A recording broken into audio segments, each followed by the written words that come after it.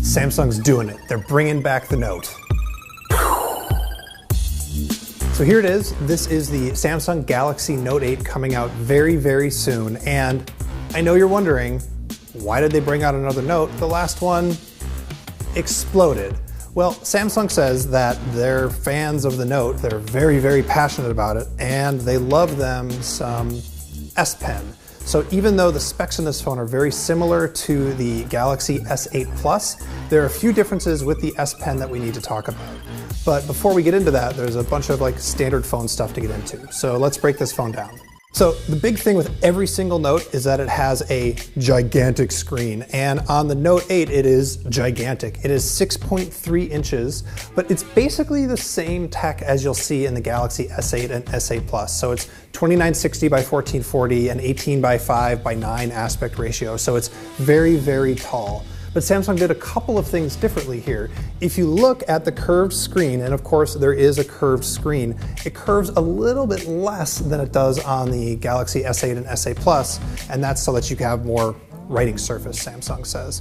They've also added some better multitasking. So one of the things you can do is you can launch 2 apps and pair them together. So in your launcher, you will have like 2 app icons next to each other. So if you always launch, I don't know, messaging and memos, you can always have those pop up at the same time, which is pretty nice. Not a lot of people do as much multitasking as they could on these big phones, but having the S Pen to drag the window size, it makes it more convenient. And as long as we're talking about the S Pen, let's show you some of the other new stuff that you can do.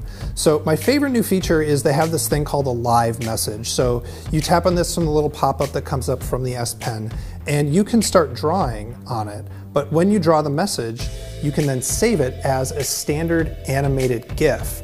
So when you send it out via, text message, Allo if you're crazy, or whatever messenger service you're using, it will work with this thing, and when it gets received on the other end, they actually get to watch the animation happen. It's kind of similar to what you can do with an iPhone and iMessage, but it works across basically every single app. And of course, the S Pen stylus does what S Pen Styli have always done. If you pull it out with the screen off, you can take a note directly on the off screen, although now on the Note 8 you can add up to 100 pages to your meeting note if you want, which is nice.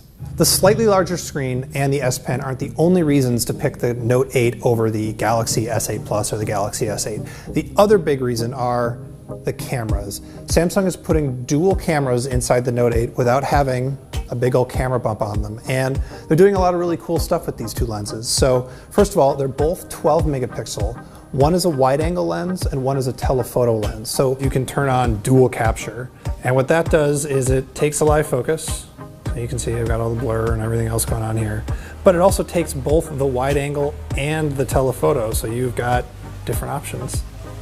So it's Samsung's flagship phone, so you expect flagship specs.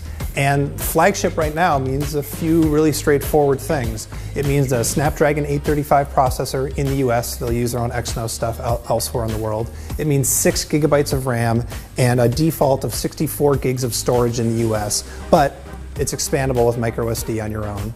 It also means that it has a 3300 milliamp battery. We don't know how long that's going to cause this thing to last. I'm sure that Samsung would tell you all day. We do know that that battery has gone through Samsung's brand new, super safe 8-step process to keep explosions from happening. And it's easy to make explosion jokes, and of course I'm doing it because I like doing easy things. But the S8 and the S8 Plus haven't had any problems, and so it's probably safe to assume that this new Note will not have any problems either. Last but not least, both the phone and, the stylus are IP68, which means that it is resistant to water and dust. When you drop this thing in the toilet or you drop the stylus in the toilet, you'll be fine. Oh, one more thing that's super interesting to me, because I'm a super nerd, Samsung has updated DeX, which is this phone dock that you can plug it into, and then it turns the phone into a computer. You can use it on your monitor with a keyboard and a mouse. It's way faster now. The switching between phone and desktop is bam bam. It used to take like up to a minute to make that switch happen. It is basically like a Chromebook but running Android. It feels really good to use. You will see there's an extra button underneath the volume buttons. That is for Bixby, Samsung's personal assistant that is designed to help you figure out how to do stuff on the phone and not compete directly with Siri and the Google Assistant and whatever. You can hold it down to launch Bixby Voice.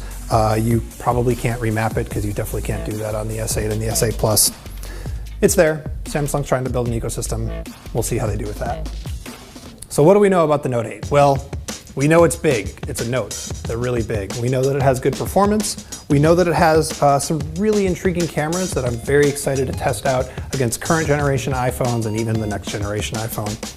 We know it has an S Pen, and we know that it's coming soon. And last but not least, in the US, we know that it's only coming in black and gray. We may get some other options in the future. What we don't know yet is a release date or a price, but I anticipate the release date is very soon and the price is very high. How you doing? How am I doing? Have I moved out of focus? Oh, I moved and now I'm out of focus. Okay. So if you pull it out, the screen up,